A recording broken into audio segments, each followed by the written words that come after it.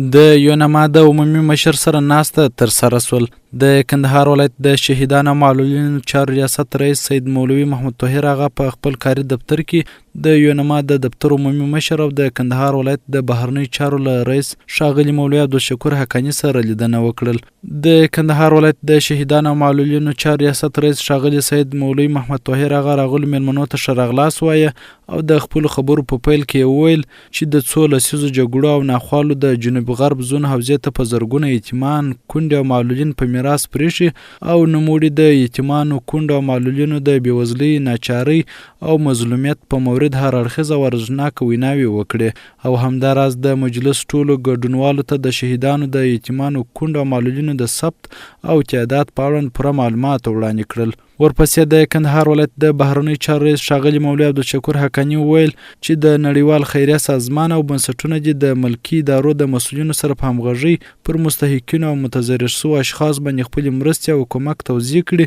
چې د شفافیت په مورد به پوره اطمینان حاصل وي. نوموړي زیاته کړه چې ملګري ملتونه باید مذهب او اسلامي ارزښتونو ته پوره درناوی ولري او پر سته حقایق او لاسته راوړنو باید سترګې پټې نه سي چې افغانستان اسلامي امارت په راتګ او قایمېدو سره د مخدره توکو پوره مخنیوی،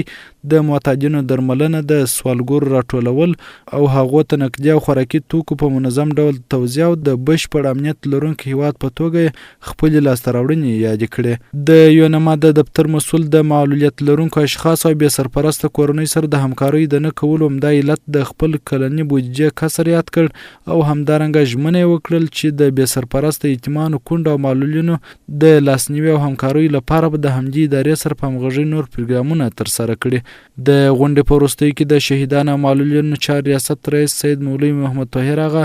د شهیدانو د ورسوو یتیمانو، کونډو او معلولینو د خودکفا